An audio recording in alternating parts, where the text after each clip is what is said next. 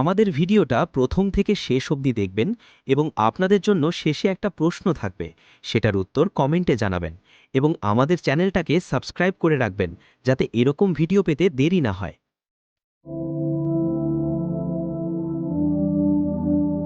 ও বৌদি, বৌদি, দুধ নিয়ে যাও। আজ তুই কেন? গোপাল কোথায়? তার পেটে খুব ব্যথা, তাই আমি আজ দুধ দিয়ে গেলাম। পেট ব্যথা কেন? কি হয়েছে? তা আমাকে বললে তো, শুধু বলল পেট ব্যথা। ডাক্তার দেখিয়েছিস? কথায় কথায় আমরা কি অত ডাক্তার বুদ্ধি করতে পারি? শুয়ে থাক, নিজের থেকেই ঠিক হয়ে যাবে। তাড়াতাড়ি বাড়ি যা, আকাশ কিন্তু ভেঙে আসছে, কালবৈশাখী হতে পারে। আমার তো সময় লাগবে গো বৌদি, দুবারই এখনও দুধ দেওয়া বাকি। দেখিস বাবা, বৃষ্টিতে ভিজে আবার জ্বর বাঁধাস না। কাল সকালে আবার দেরি করিস না যেন। সে চিন্তা করো না বৌদি, আমি ঠিক সকালেই চলে আসব। তুমি কাচার জন্য জামা কাপড়গুলো এক জায়গায় রেখে দিও শুধু। আচ্ছা তুই যা, আমিও জানলা কপাট বন্ধ করে রাখি। ঝড় এসে পড়লে একা সামলাতে পারবো না। দাদাবাবু কখন আসবে? সেই তো ভাবছি, আজ তো শহরে গিয়েছে। ঝড় বৃষ্টিতে আবার আটকে না যায়। তবে তো তোমাকে একা থাকতে হবে। আমি চলে আসব রাত্রে, তুই আসবি? কিন্তু গোপালের বললি যে পেটে ব্যথা, ওর দেখাশোনা তো তোকেই করতে হবে। সব ওর ঢং বুঝলে বৌদি। আজ হয়তো বাড়ি বাড়ি ঘুরে দুধ দেওয়ার ইচ্ছে ছিল না, তাই পেট ব্যথার বাহানা বানিয়েছে। তাহলে তোর মেয়েটাকেও নিয়ে আসিস। আমি রাত্রে খিচুড়ি আর ডিম ভাজা করে রাখছি, এখানেই খেয়ে নিস তোরা। সে ঠিক আছে বৌদি, মেয়েটা খিচুড়ি খেতে খুব ভালোবাসে। আমি যাই এখন। আকাশের অবস্থা তো ভালো নয়। সন্ধে এলো, তোমার অত দূরে বাড়ি, যাবে কি করে? তাই তো দেখছি, ঝড় উঠবে মনে হচ্ছে। কালবৈশাখীর সময় তো। খুব ভয় হয় জানো তো। আজকাল ঝড় বৃষ্টি এলেই কত বাজ পড়ে, আগে কিন্তু এরকম শুনিনি। তা ঠিক, হয়তো প্রকৃতির রোষ, যেভাবে অত্যাচার বেড়ে চলেছে প্রকৃতির ওপর। তোমার তো আবার স্টেশন থেকে নেমে বাস ধরতে হবে, দেরি হলে বাস পাবে? এই বাসটা না পেলে অবশ্য রাতের দিকে একটা বাস আছে, তবে যাত্রী না হলে মাঝে মধ্যেই ওটা বাতিল করে দেয়, পরদিন সকালে ছাড়ে। আমি একটা কথা বলি দাদা, আমার বাড়ি তো আর কয়েকটা স্টেশন পরে, এই স্টেশনের কাছেই বাড়ি। তুমি না হয় আজ আমার গরিবের বাড়িতেই থেকে যাও, খুব বেশি অসুবিধা হবে না। না রে ভাই নরেন, ঢাকাতে কোনোই অসুবিধে নেই, তবে মেঘা একা বাড়িতে আছে, আমাকে যে করেই হোক ফিরতেই হবে। ঠিক আছে, দেখো কি করবে। আজকে অফিসের সেনবাবুর জন্য শুধু শুধু দেরি হলো, আর আমার জন্য তুমিও আটকে গেলে। খুব বিপদে ফেললাম দাদা আজ তোমাকে। আরে না, ঠিক আছে, একসাথে কাজ করি, একে অন্যের প্রয়োজনে আসবো না, সে কি হয়। তুমি চিন্তা করো না, আমি ঠিক পৌঁছে যাব। এই যা, বৃষ্টি তো শুরু হয়ে গেল মনে হচ্ছে। আমি জানালাটা নামিয়ে দিচ্ছি, তুমি সরে এসো তো এদিকে। ভাগ্যিস আজকে ট্রেনে বেশি লোকজন নেই।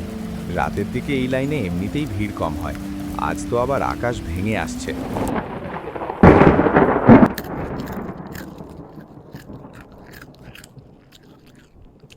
কি গো, তোমার বললে পেটে ব্যথা, এখন তো দিব্যি বসে মুড়ি চানাচুর খাচ্ছ। কেন, আমি কি মিছে কথা বলছি নাকি?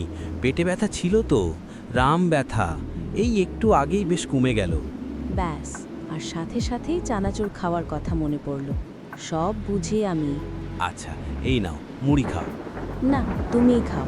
মেয়ে কোথায়? এই তো এখানেই তো ছিল, পাশের ঘরে বোধহয়। শোনো, আমি মেয়েকে নিয়ে ওই সমু দাদাদের বাড়িতে যাচ্ছি। বৌদি একা আছে, আর এই ঝড় বৃষ্টিতে দাদার ফিরতে দেরি হতে পারে। মেয়েকে নিয়ে যাবে? বৃষ্টি পড়ছে তো। না, এখন একটু ধরেছে। যা ঝড়ে প্রস্থ হয়ে গেল, কোথায় কখন গাছ পড়ল কে জানে। তুমি খেয়ে নিও। তোমরা এরে যাবে কেন? আমি সাইকেলে করে পৌঁছে দিয়ে আসছি, পরে আবার গিয়ে নিয়ে আসব। ঠিক আছে, তুমি পৌঁছে দিও। আমরা রাতে ওখানেই খেয়ে নেব। রান্নাঘরের দিকটা খেয়াল রেখো, ঝড়ে টালি ভাঙলে জল পড়ে সব নষ্ট হবে। আচ্ছা ঠিক আছে, তুমি যাও। সমু দাদাবাবু বড় ভালো লোক।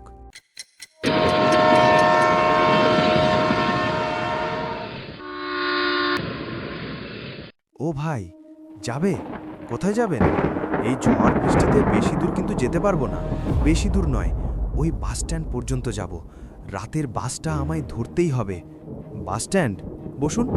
কত টাকা? এমনিতে 20 টাকা, তবে হ্যাঁ হ্যাঁ, কিছু বেশি দিয়ে দেব। তুমি তাড়াতাড়ি নিয়ে চলো ভাই। ও বৌদি, বৌদি, দরজা খোলো, আমরা এসে গিয়েছি। হ্যাঁ, খুলছি। এসো এসো, ভিজে যাওনি তো? না বৌদি, এখন বৃষ্টিটা ধরেছে ও সাইকেলে দিয়ে গেল। কি গোপাল, তোমার বলে পেট ব্যথা? ওসব বাহানা, আমি ঠিক জানতাম। আমি যাই বৌদিমণি, এই আবার বৃষ্টি নামলো বলে। হ্যাঁ, সাবধানে যাও, যা বিদ্যুৎ চমকাচ্ছে। আইরে পুটি, দাদাবাবু এখনো ফেরেনি তো? না রে, কত দেরি হবে কি জানি, রাস্তার যে কি অবস্থা কে জানে। তুমি চিন্তা করো না বৌদি, সব ঠিক হয়ে যাবে। বৃষ্টিটা তো এখন নেই, আর বেশি বৃষ্টি নাও হতে পারে। না হলেই মঙ্গল, ভালো ভালোই মানুষটা ঘরে ফিরে আসুক আগে।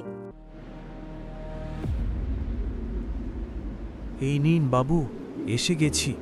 বাসস্ট্যান্ড তো পুরো ফাঁকা দেখছি। শেষ বাস চলে গেছে মনে হয়। তাহলে তো সর্বনাশ, এতটা রাস্তা, বাড়ি ফিরব কি করে? ইস, বড্ড দেরি হয়ে গেল যে। আমি এবার বাড়ি যাব বাবু, পয়সাটা দিয়ে দিন। বলছি, তুমি চলো না আমার সাথে, ভাড়া যা লাগবে দেব না হয়। এতটা রাস্তায় ঝড় বাদলের মধ্যে ফিরব কি করে বলো তো? এতটা রাস্তা তো আমি যেতে পারবো না বাবু।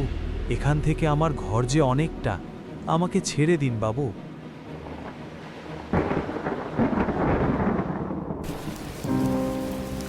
ও বৌদি, তুমি এত চিন্তা করো না, দাদা সময় মতো ঠিক ফিরে আসবে। অন্য সময় হলে চিন্তা করতাম না রে, আজ কেমন ঝড় বাদল হচ্ছে দেখছিস না? রাস্তায় কোথাও আটকে পড়লে যে খবরটুকু পর্যন্ত পাবো না। তুমি এসে বসো তো দেখি, বৃষ্টির ছিটেতে পুরো ভিজে গেলে। জানলাটা আমি বন্ধ করে দিই। আমি খিচুড়ি বসাই, রাত তো কম হলো না। আমি ডিম ভেজে দিচ্ছি, দাদা ঠিক সময় এসে পড়বে দেখো।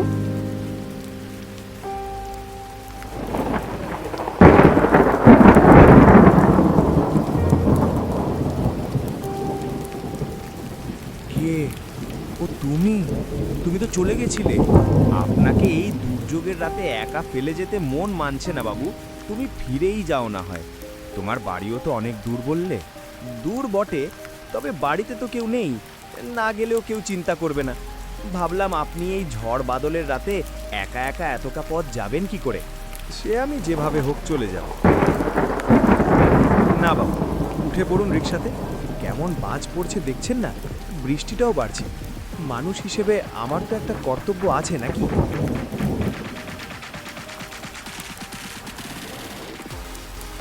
ইস, প্রচণ্ড বৃষ্টি পড়ছে যে। সাবধানে চালিও ভাই, যা অন্ধকার, কিছুই বিশেষ দেখা যাচ্ছে না। সামনে একটা রাস্তা দেখছি মনে হয়, ওই রাস্তাতেই ঢুকবো তো। এত অন্ধকার আর এত বৃষ্টি, কিছুই যে বুঝতে পারছি না।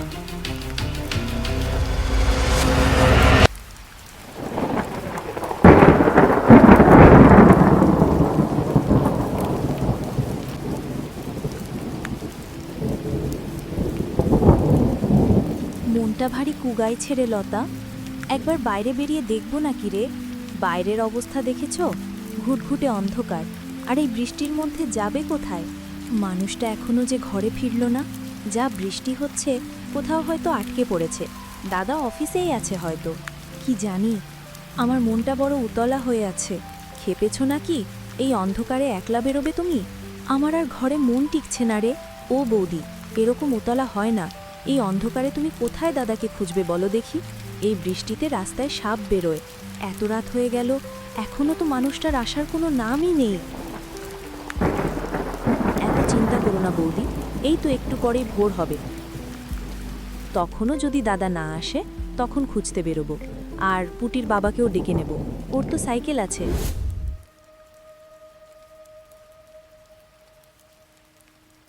ও ভাই, কাউকে খুঁজছো নাকি?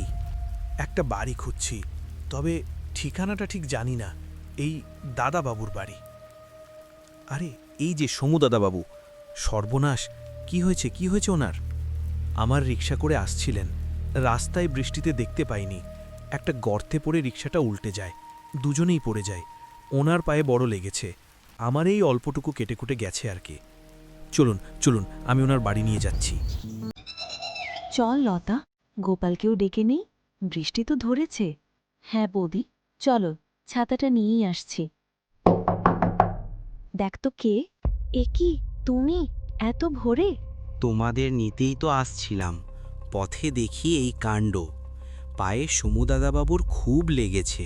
ও বৌদি, দেখো সমু দাদা এসেছে।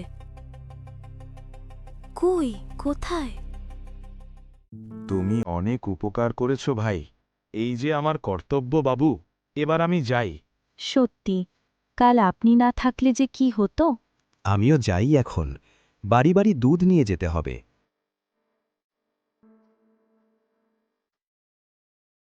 সবাই আগে চা খাও দেখি। আর বৌদি, চুন হলুদ গরম করে রেখেছি, দাদার পায়ে লাগিয়ে দাও দেখি, সব ব্যথা চলে যাবে। আমি একটা কথা বলি, কাল আমাদের সবার উপরই এক দুর্ভোগ গিয়েছে। আমি কাল বেশি করে খিচুড়ি আর ডিম ভাজা বানিয়েছিলাম, ভালো করে কারো খাওয়াও হয়নি। এখন সবাই খিচুড়ি খেয়ে তারপর বাড়ি যাবে। গোপাল, একটা কাজ করো তো, বাজারে নন্টুর দোকানে যাও, একটা বড় ইলিশ আনতে বলেছিলাম, নিয়ে এসো। খিচুড়ির সাথে ইলিশ মাছ ভাজা জমবে বেশ। কি ভাই, তোমার আপত্তি নেই তো? আপত্তি কিসের? কতদিন ইলিশ মাছ খাই না। যাক, সব ভালো যার শেষ ভালো। এই গল্পে পুটি কে ছিল?